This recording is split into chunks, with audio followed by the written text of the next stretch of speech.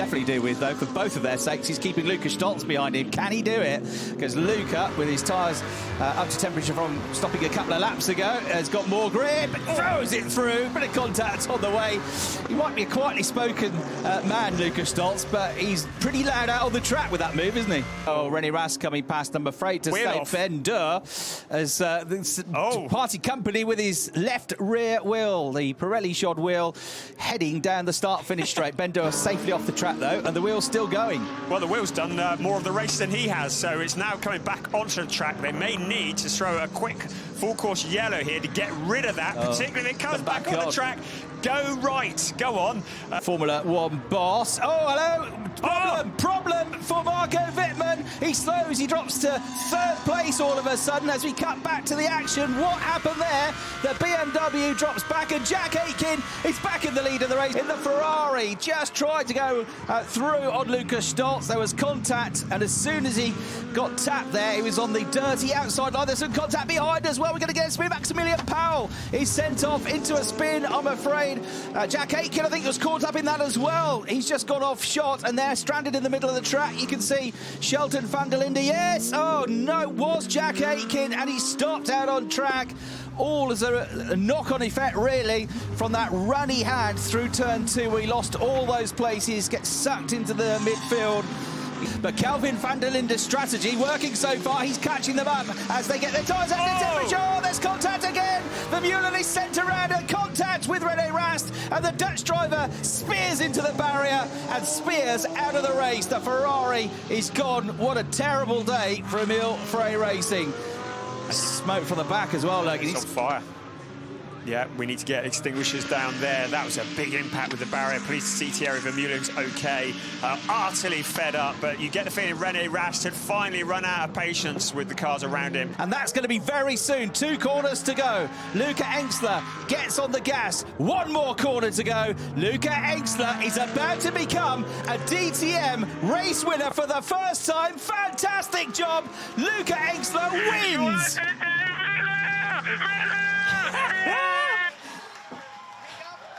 Oh, look at that. Joy. Wow. Absolute joy in the garage for Gottfried Grasser and the team, doesn't he? Oh, look at this for the lead of the race. Ricardo Feller has reeled in Thomas Preining and he's trying to get the lead of the race into turn 2, and he's going to do it. Is he? Is he? No, not quite. He's got his nose in front. Now he will. Now he goes through, and Feller into the lead of the race. Preining second. Kelvin van der Linde trying to pounce as well with the onboard camera. Feller had been reeling him in, but that's an unusual place to get through. Well, if you can see inside the car, Ricardo Feller is scratching his head saying, how did that happen? I was leading this race just now. I'm in third place. My teammate is leading the way. Not for long, though. Thomas Preining, the Porsche is on rails. He's squeezed Kelvin van der Linde. 2 wheels onto the dirt. And the race leader once again goes to Thomas Preining. At least that will be the net lead. Ricardo Feller now getting together with his teammate. Contact between the 2 Audis. Feller forces his way through. Teammate, friend, don't care. I want to win the race. And the Audi is 15 kilograms heavier, so it could be a very different look to the race. Round 6 of DTM then is about to fire into life. Max Powell for the first time leads them away from pole position. Mirko Bortolotti is coming under fire from Thierry Vermeulen, who's trying to get the Ferrari up the inside of the Lamborghini, but can't quite do it yet. Rennie Rast is already on the attack, throws it around the outside, and look at this, 3 abreast, and Mirko Bortolotti squeezes through into the lead of the race ahead of Max Powell. The Ferrari of Thierry Vermeulen tried to get through as well.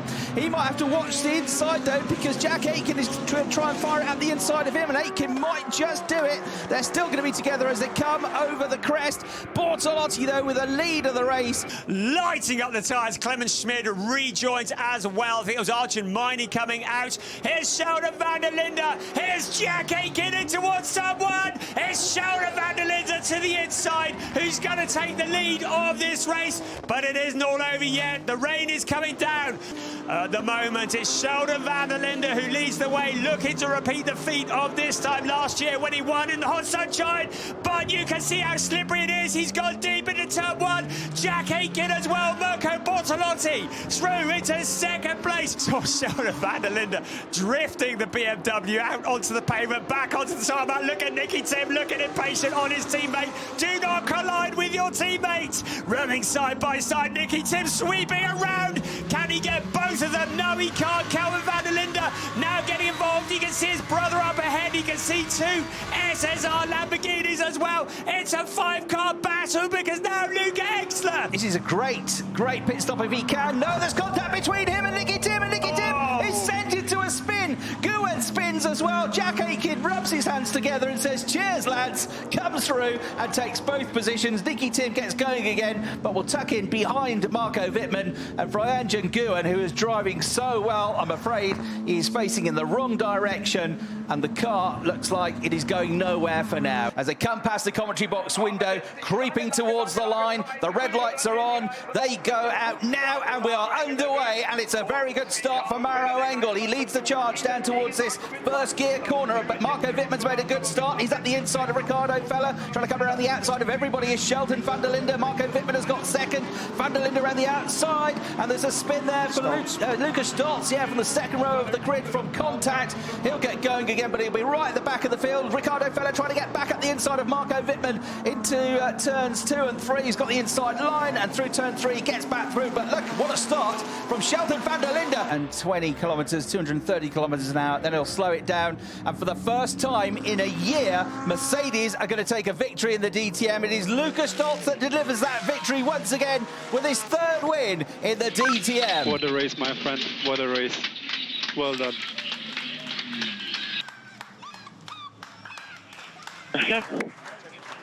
Finally, took us long to win a race.